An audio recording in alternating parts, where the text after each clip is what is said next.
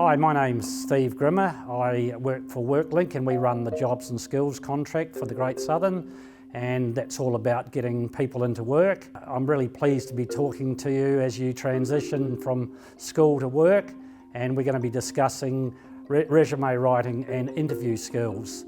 And I'm lucky to be joined by Ezra, a Year 12 student, who's going to be asking me a few questions.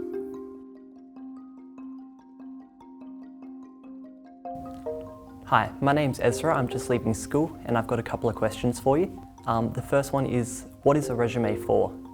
The purpose of a resume is to actually get you an interview, and it's important that you make the resume interesting so that a potential employer says this person is worth getting in for an interview. The next thing is, what key things should I include in my resume?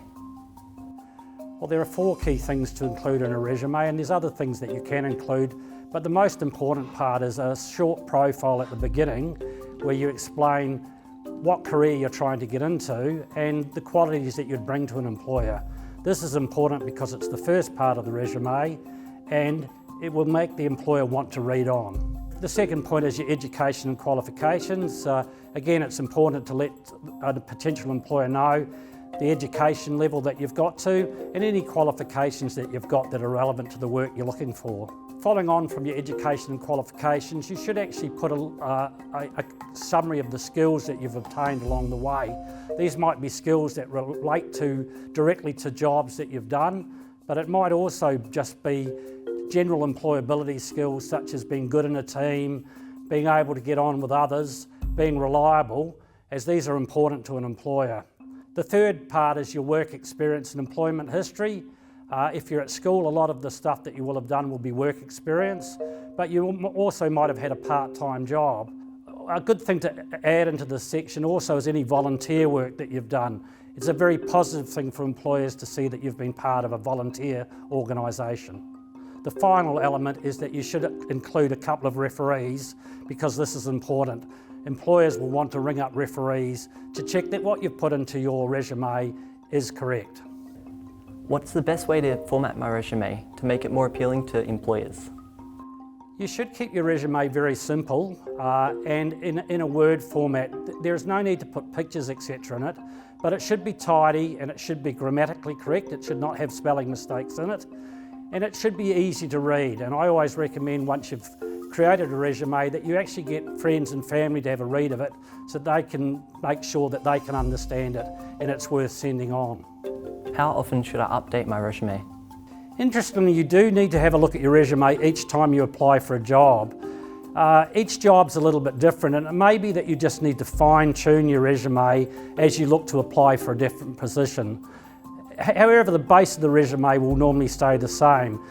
If you are making a fairly big change in career direction, that's when you probably should have another really good look at your resume and update it accordingly. Once you've completed a job and are looking for a new job, it is best to add that employment history onto your resume, as this will be important for your next potential employer. What are some ways for me to find a suitable job? There are a number of different ways to find a suitable job. We at the Jobs and Skills Centre can help you with that. You can go to an employment agency, and there are a number of them around the Great Southern and throughout WA. But most people commonly go online to have a look at the sites like Seek and Jura that will actually help you find the job that you're looking for. What is the purpose of a covering letter? A cover letter is a very important part of a job application. So once you actually find that job you're looking for or the job application you're looking for, the covering letter will actually cover all the things that aren't in your resume. And that includes the criteria that the employer puts down and the sorts of things that they actually want for that particular job. So a good covering letter should go with your resume whenever you're applying for a job. How should I prepare for a job interview? You need to get prepared for a job interview by, first of all, researching the company that you're looking to be employed by. Once you get into the interview, it's important that you have shown interest in that company and you have an understanding of what they do and what their values and purpose is. You should also consider the way you get dressed, and the best way to dress for an interview is in the same way as you dress for the job. There are also other points that are important to prepare for an interview. you should make sure that you follow any instructions given by the potential employer. You need to make sure that you have planned your trip so that you get there on time. Timeliness is very important. And you also need to make sure that you can pronounce the interviewer's names properly and the company's names properly. These are very simple things, but companies are very particular about you understanding who they are and what they do. What should I expect when I attend a job interview? There are a number of different ways that an interview might be conducted. Some of them are very informal by just one person. Some have an interview team of up to 3 or 4 people. And some are quite simply online. You might be doing them via Teams. But what you can expect is some fairly standard questions about why you are the best candidate for the job, a little bit about your background, and also there'll be some talk about your experience and qualifications to make sure you're suitable. But every job interview is different, so you really have to expect the unexpected, because sometimes interviewers can take things right off track. So while you can prepare for an interview, you also have to expect that it might not go exactly the same way that a previous interview has gone. How can I learn from each interview experience? This is all about self-reflection. It's important that you reflect on each interview that you've done, what went well, and what you can improve on for future interviews.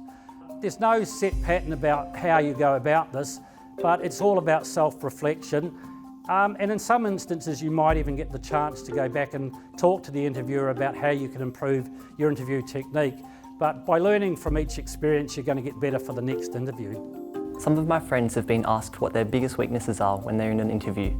How should I best respond to that question? Yeah, it's always a difficult one to do. I think people both have difficulty understanding their strengths and weaknesses. It's okay to acknowledge some weaknesses, but whenever you do acknowledge a weakness, it is a very good idea to talk about the way that you're trying to overcome that weakness. So it might be that you do think that you're a little bit disorganised, but if you say, to overcome this, I make sure that I use a diary and I make sure that every morning I work out what I'm going to do on a to-do list, then that both acknowledges a weakness but shows that you're actually looking to overcome it. So don't be scared to say, I find it hard to speak in public. Obviously, if you've got a job being a TV presenter, that would not be the best thing to do, but make sure that those weaknesses and somehow that you are addressing those weaknesses. And look, the other point is that being honest in an interview is very important. So if you do have a particular weakness and you actually say, yes, but I'm looking to overcome it, then if you do get into the job situation, then that will be understood and there will be support for you to actually overcome that weakness. What's the best way to politely ask what the salary is for a position I'm applying to? Look, in most jobs, the salary range is on the advertisement anyway. But if you don't have that information, you need to know what the salary is. Again, just politely saying, I am interested in what the salary range will be. Again, just by being honest, that's the best way to go about any job interview. In an interview, how would I best deflect a question I'm asked that I'm not comfortable answering?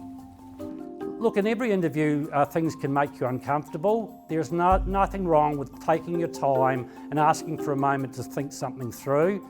Be careful about what you say in an interview. One of the big don'ts is don't be negative about previous employers or other things that you've done. In an interview, you need to be positive, so take the time to think things through so that you can give a positive and considered answer. Are there any questions that an interviewer shouldn't ask? There are questions that are illegal, and we'll show those on the screen.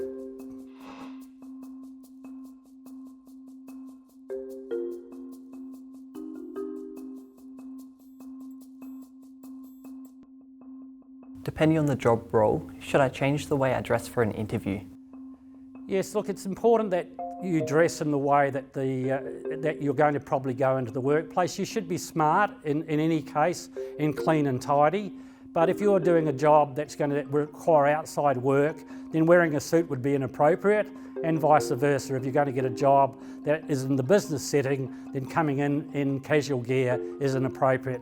So you should give some thought to the way that you dress, and it should be based on the job you're applying for. Can I use AI to write my cover letter? You shouldn't use AI to write your cover letter because the cover letter really needs to reflect you. And while you may think that AI can work you out, actually you know yourself best. So I always suggest that you write your cover letter and get others to have a look at it to make sure that it would be something that would attract them to give you an interview. Will my job still be relevant when AI takes over? There's always room for human beings in every workplace, and what we need is young people who are excited and want to get into the workplace. So my answer to that is, I don't know what AI is going to bring along, but it will never replace human beings.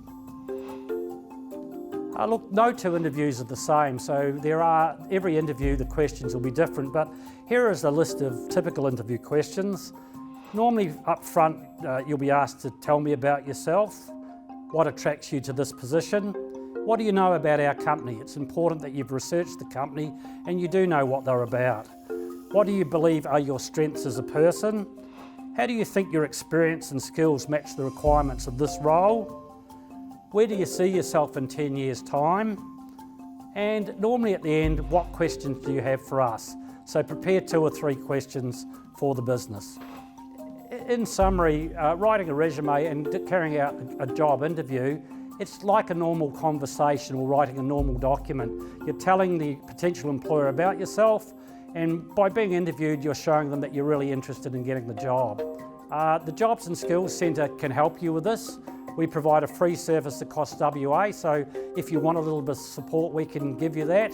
But all I can say to you is, you're worth something, you're worth a job, so go out there and good luck.